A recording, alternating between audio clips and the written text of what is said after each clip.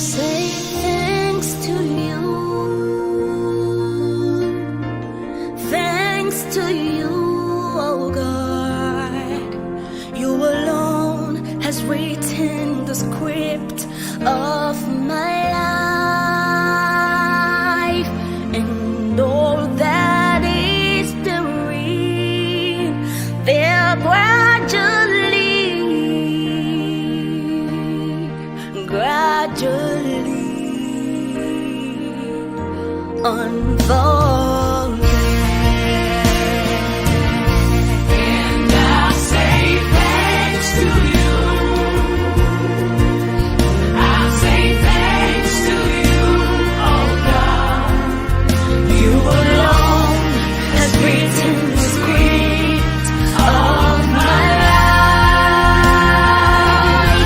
and all that is doing there gradually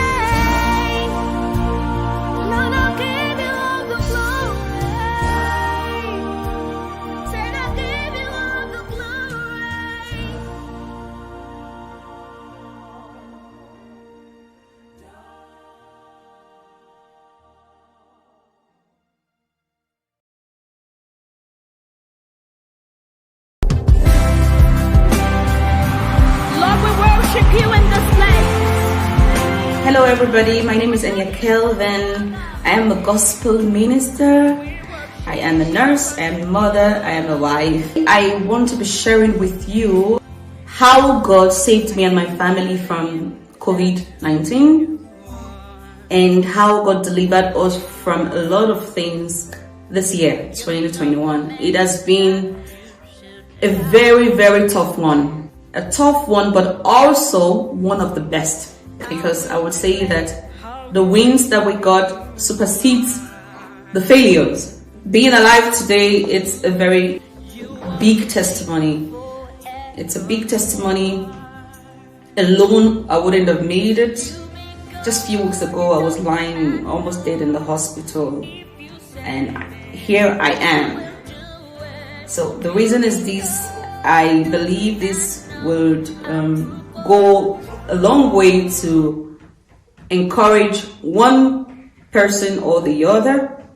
So please sit back, relax. You will do it. You may go, you know me, man. I prove or true. First of all, I would say that no matter what you go through, no matter what you're passing through, no matter how heavy and how bad it is, there is a God who comes through. I'm a living testimony. At the beginning of this year, I was working. I work and I school, and somehow I actually intended to continue working and then finish my studies at once. But then I was working, I didn't know I was pregnant. I was having the symptoms of being pregnant, but I didn't want to believe it because the plan wasn't to be pregnant at that time. But somehow I was pregnant. So I kept on working before I actually confirmed. I had to go to the doctor, and it was confirmed that I was pregnant. So when I found out I was pregnant, everything with the pregnancy actually went well. I got support from people, from friends, from classmates, from colleagues at work. They were caring and all that, and most of all, support from God, the strength He gave me all through this time. Now, my music had to move on. Work had to move on. School had to move on. Family had to move on. Everything, all of this had to move on. Now I'm a new person, not like I'm now with a child. Now these plans needed to be executed. It seemed so impossible. I was wondering, how do I go about with work? How do I go about with my music, with the ministry, and everything? At a point, I was really afraid. I told my husband, I don't know how I'm going to pull through this. I was afraid, but I was just believing in God. God, see us through. Somehow, I don't know where the fear was coming from, but I was really afraid, I tell you. God comforted me. He reminded me of how much He loved me and His promises for me in His word. That I will not fail. In anything I do, I will not fail. And that kept me going. I had to go. I had children to attend to. I had work to do. I had ministry to attend to. So we planned to release our first song for the year, Bow, where we featured the anointed mind of God, Chris Morgan. And after we recorded, we planned for the video shoot. Everything was arranged. All of this in the COVID pandemic. And after we made an appointment for the video shoot, after we made all arrangements, got the crew together and everything, on the day of the shoot, it was confirmed that the camera guys tested positive to COVID-19. Not just he alone, the keyboardist tested positive to COVID-19. It didn't just end there. The one of us is supposed to take us for this car to the locations tested positive to COVID, and the whole of the family. Meanwhile, part of the team were already with me at my home. Makeup was already made. I mean, people were already on their way from very far distance. I had the second keyboardist was already on his way from a very far distance with his wife. And people were already coming. What do we do? How do we do? The dancers and everybody, the choreographers. What do we do? Do we call it off? Or do we look for another person who can film? So we had to do both options. We decided to inform immediately the crew, and at some point we decided to look for other camera to see other cameraman. So we're here and there, but at the end of the day, it didn't work. We had to cancel. We sent messages out to everybody, and then just a stop away, the second keyboardist, he got the news, and yeah, he had to return, and that was how we canceled for the first day. The storyline for the video actually had to change to suit the COVID-19 rules and regulations. So instead of having crowd in the background, yeah, we had to change. And we worked hard. That's the result you see from Bao video. The man of God also did his part, and that was it. So when the song came, we had a lot of testimonies, we had a lot of positive feedback. People were calling, what are you doing about the song? The song was so beautiful, we should do something. We had a lot of deals. Yeah, people were offering to kind of do a promotion packages for the song to be aired on different TV channels. So we got promotion deals from German promoters, from African promoters, I mean East Africa, West Africa, a lot. We actually planned for a tour. I mean, we intended to do a tour, but the present situation at that time didn't allow it. It wasn't possible that I would go for a tour with such a protruded stomach with a baby. It was really, really difficult. I believed then also that God has a purpose for everything, Yes, the time wasn't right. That's what I believe. So there was the 9th. That was on the 15th, my husband's birthday. At the night, we decided to just gist. We're having a good time. We're gisting. We had a long talk, until about 2 a.m. around, between 1 and 2 a.m. We went to sleep. At exactly 3:04, while I was sleeping, my water broke. I heard the push. The water broke while I was on the bed. What? I immediately stood up. My husband was sleeping. I woke my husband immediately. I told him, baby, my water has just broken. My husband immediately was under panic. He started panicking.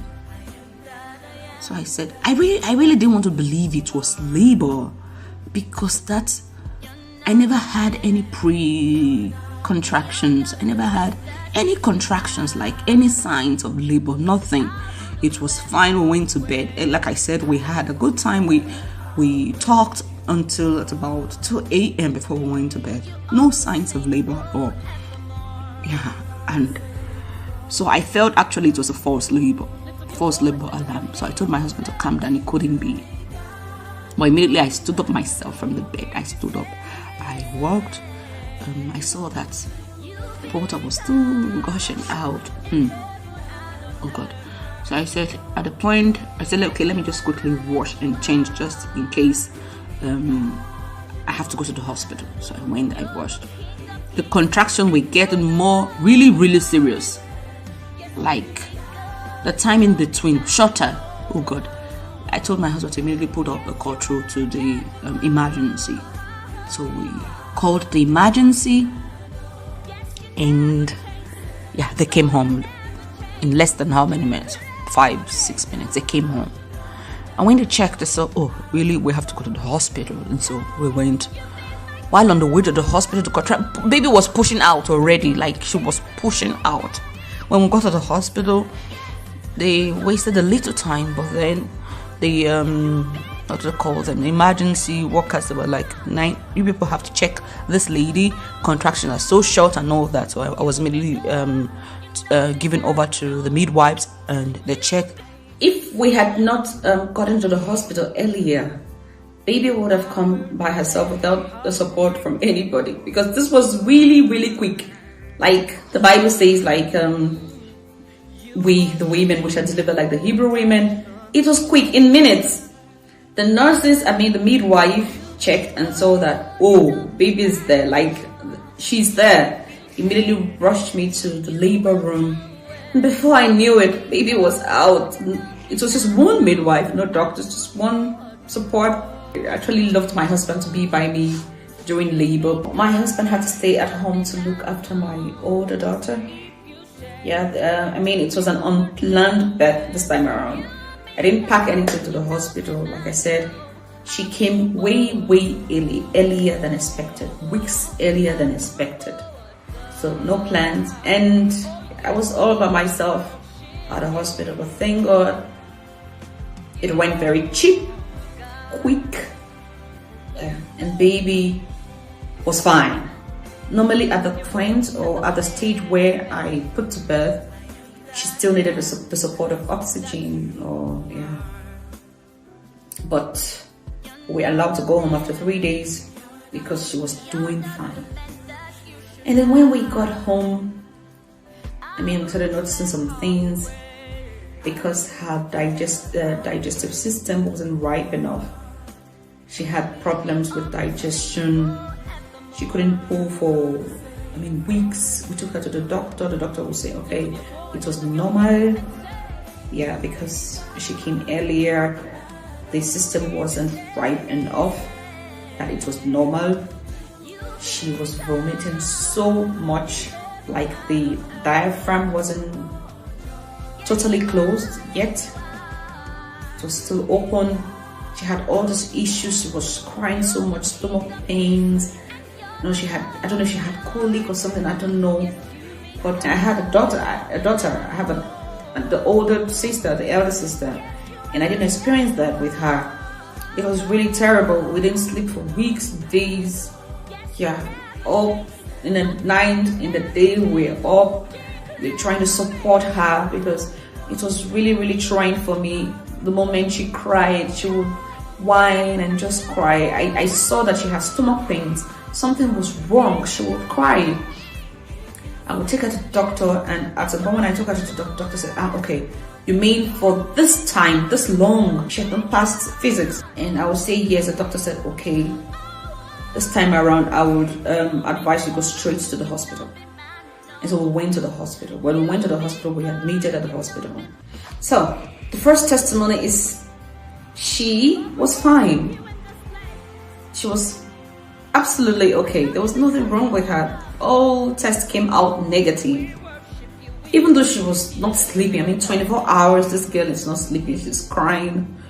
She put us all under pressure and all that. So that was that.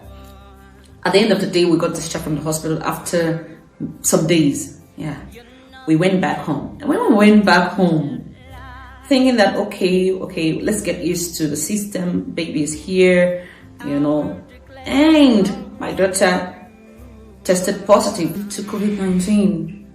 Surprisingly, how the children, she has friends, and she was invited for a birthday party, and the mother confirmed after days that the daughter tested positive, and that was how my daughter contacted the virus also.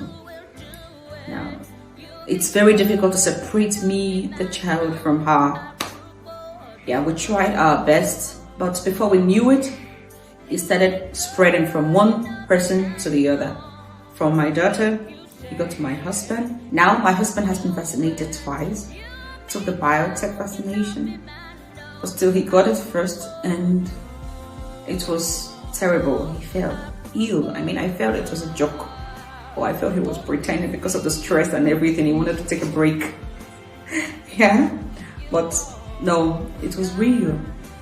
He had pains, he had fever, he had all sorts of symptoms. And he went to the hospital and just confirmed that he was positive. Now he decided to fire down himself with, because I just put to bed. This is barely a month after I put to bed. My immune system, my body wasn't strong enough yet. I mean, he was so scared. What if I get contacted? What if I also contacted? This is what will happen to me. And yeah, before I knew it, I contacted it, but mine was worse. It was so bad. Tests were carried out on me severally, and it came out negative that I wasn't COVID. I was not positive to COVID. But I know the symptoms I was feeling. I had pains, I had fever, serious cough, cold, high fever and all that. But several times I did the PCR test, I did Schnell test. It wasn't positive, but it kept on. The doctor gave me drugs, he prescribed drugs, I bought the drugs. I wasn't getting any better. Before I knew it, lo and behold, I slumped in front of my toilet, I think, yeah, the toilet room. I didn't know what was happening to me anymore. Now, my husband also didn't know what to do. He started panicking. So we called out to the emergency unit. They rushed again to my home and they immediately rushed me to the hospital. When I got to the hospital, the first thing they did, because of the regulations for the pandemic, and so they did a quick test. Surprisingly, it turned up positive. And then I was tensed up. I mean, I was like, what will happen? I have a newborn. Now, I forgot to mention that I had to go to the hospital with my daughter, the newborn, because my husband couldn't, he wouldn't be able to take care of her. And the other one needed to go to the kindergarten and all of the things. She was too small for him to handle. So the advice would go with her to the hospital. Then, I mean, there will be nurses who will take care of her. All this time she was with me. I breastfeed. I mean, I do exclusive. Now, I started panicking. I have a child. What do I do? Oh God. This was really, really terrible and hard for me. But then, there was no space also in the hospital because it was full with COVID patients. I was admitted at the emergency center, and then the space was made for me in the ward. This time, I tell you, I had high fever. I was still breastfeeding. My daughter was still with me. I had to wake up in the night. I wasn't sleeping. I was really, really sick. I still had to take care of her. I had to take care of myself. But I totally broke down. At the time at the hospital, I wasn't breathing anymore. I mean, it was a total shutdown. And then I was rushed to the intensive station. Now, they were forced to take my child from me. Now, I was rushed to the intensive station. I didn't know where I was. It was a different world. I mean, it was terrible. I wasn't breathing. I was breathing with the help of the oxygen. I didn't know where my daughter was. I didn't know if she was with me, or I didn't know. I didn't know what was going on with my elder daughter or my husband. Now, I was there for days. It was a total different experience. It was really a different experience. I was down, almost gone. God forbid, I have an assignment God has given to me, and I wasn't going to die then. I was very sure. But my husband was dead worried. He was worried. He felt because days he didn't hear from me. Now at the hospital, he couldn't speak to me. He wasn't allowed to visit the hospital. He was in quarantine. Apart from that, because of the COVID, he wasn't allowed to visit the hospital. Now he started calling friends. He called our spiritual fathers and mothers to seek for prayers. My parents at home, friends. I mean, and these people actually, they stood up in the gap for me, and I'm not taking this for granted.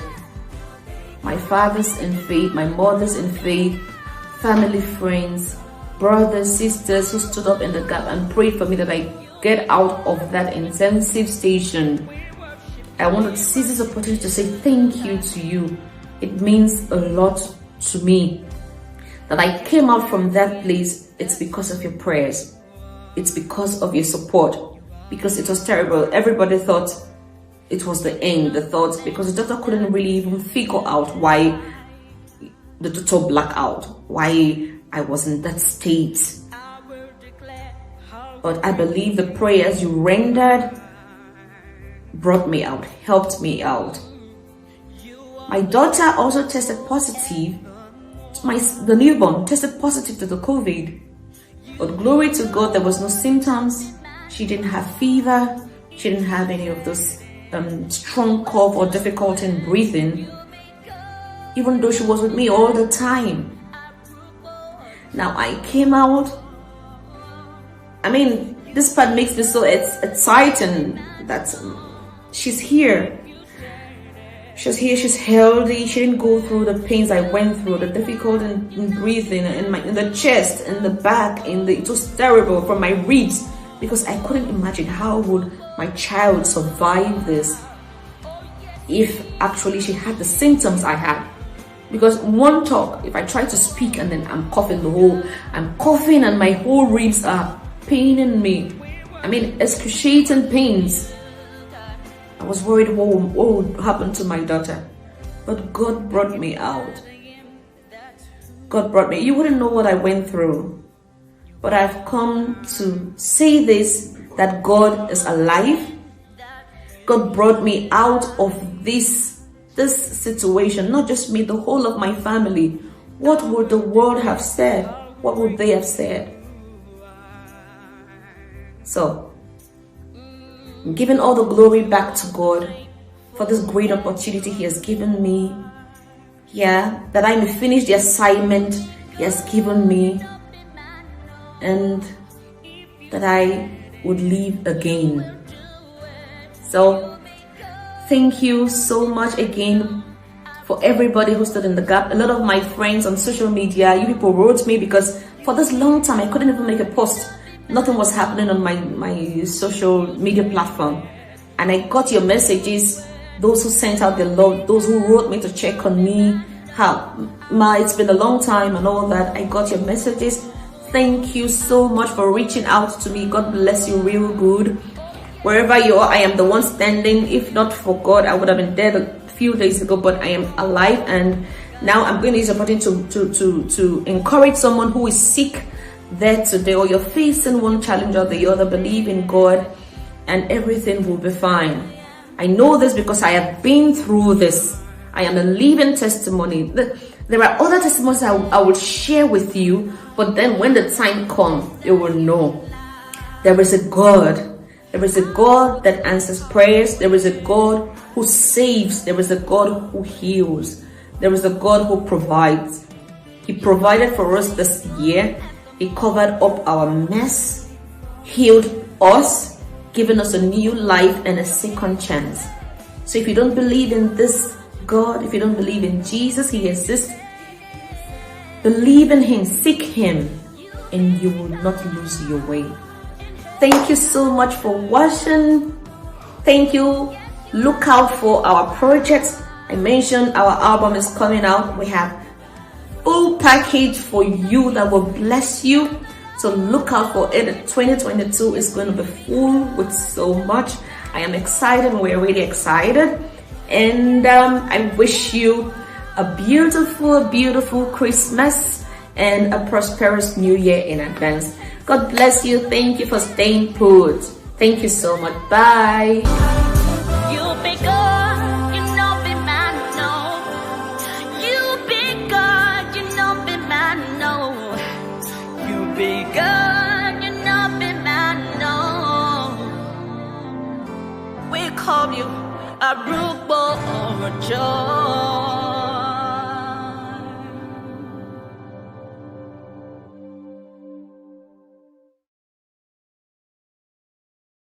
Say in Germany it's not easy. Yeah. It's not like in Africa where you could just easily pay peanuts and then you get some sort of training and develop yourself.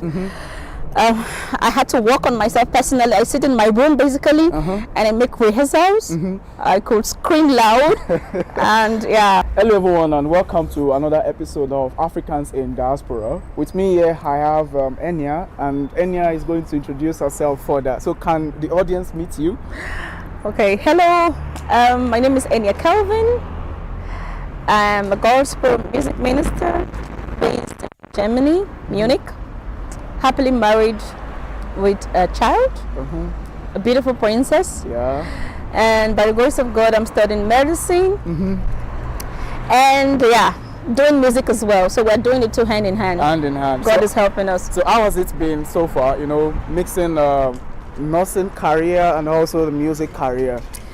Well, I would say it's been the grace of God, and God has, so far so good, seen me to where I am today. Okay. And we're still hoping on Him that He will take us far. Yes. And that He will see us to the end of my study, and that by the end of the day I would be where I want to be. Oh, glory.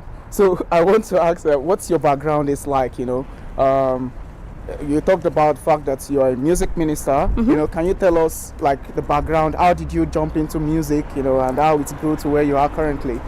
Well, my name Enya actually, it's an abbreviation of my name, like Ogene Akbobo, and this means my life is in God's hand.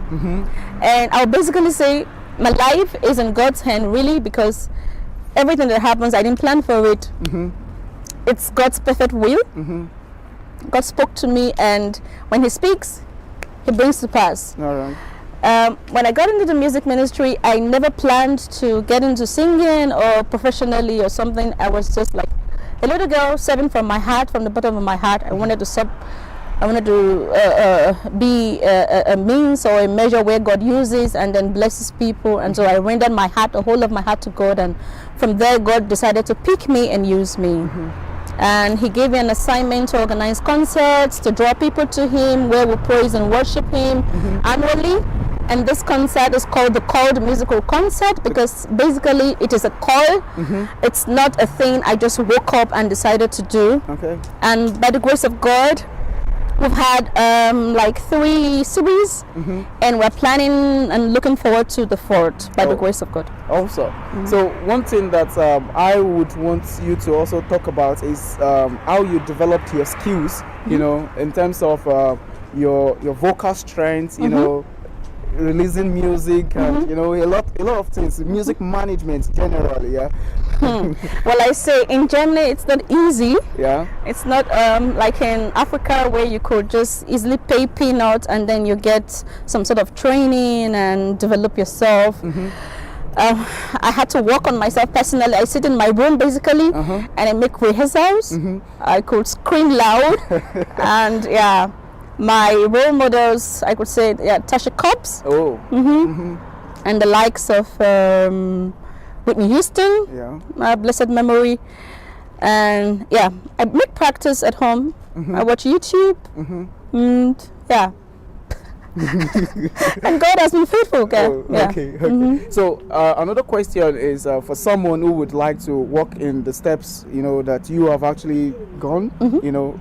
What would you advise the person, that like practical steps, you know, like you talked about rehearsing at home. Can you say maybe like quantify it, like maybe more or less like in a week you are doing 5 hours, 6 hours, you know, or it's like every in Germany that is not possible, especially when you have to work or you have to go to school. That is impossible.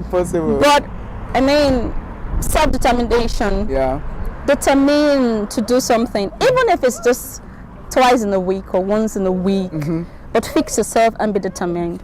Just determine that this week or this day I have made so amount of time, or 30 minutes or 1 hour into something. I wouldn't say really, if I say I do this like every time, I'm lying. But yeah, I know that I dedicate some time when I want. I am so self-determined. When I want to do something, I want to get something, I set my goals and I go for it. So set your goals and make up your mind, and then above all, look unto God. And then He will see you through. So you just released a new song. Can you tell us about it? actually Miru. It's not a new song. Okay. It's a song we released since I think February last year. Okay. And the what's it called? The feedback. Feedback. Yeah. Exactly. Thank you. The feedback was great. People wanted to see more. People wanted to hear more. In fact, I got to some extent where I had to. I was getting invitation to minister just Miru. Okay. Yeah. And yeah, somehow, yeah, they requested to get a video from Miru, and by the grace of God, God helped us. It's a small one. It's our first video. But I tell you, today I got a news, and someone checked in on YouTube and said, "Oh, Miru is doing really good," because so far so good. It wasn't really a big project, but it's doing well. Okay. And it's blessing lives. So I would like you to go and see. Yeah. Miru. It's on Enya Calvin YouTube channel. So just take your time. It's just a 4-minute video, and surely you'll be blessed. Yeah. Can you spell Miru so that? So Miru. Yeah. M-I-Y. R U W E. All right, so you have listened Miru. Did I get the pronunciation? Yeah, Miru. So you can type that on the search bar in YouTube and actually look for it, or you can go directly to our channel, Enya Calvin. Okay. All right. So do you have any last word for people out there, whether in the diaspora, in Africa, who are also looking at doing music, who are looking at pursuing one passion or the other, based on your own experience, what would you say the person should actually do? What will I say? Don't go for what other people are doing. Be yourself. Be yourself. Go for what you know you have been sent to do, what you have been called for. Don't copy others. That is the one thing that will drive you. Yeah? And then passion, and then determination. All right. So everyone, you have listened to what Enya has to say. She has actually talked about the fact that for you to succeed in whatever venture you find yourself in, or in whatever passion you have, be authentic. Be yourself, and be determined, and the sky is just the starting point. So to the next episode, or do you have any final word? Just look out for Enya. Oh, look out for Enya. Very good. So to the next episode of Africans in Diaspora, don't forget to like and also to subscribe and to share with your friends and family. See you guys in the next video. Ciao.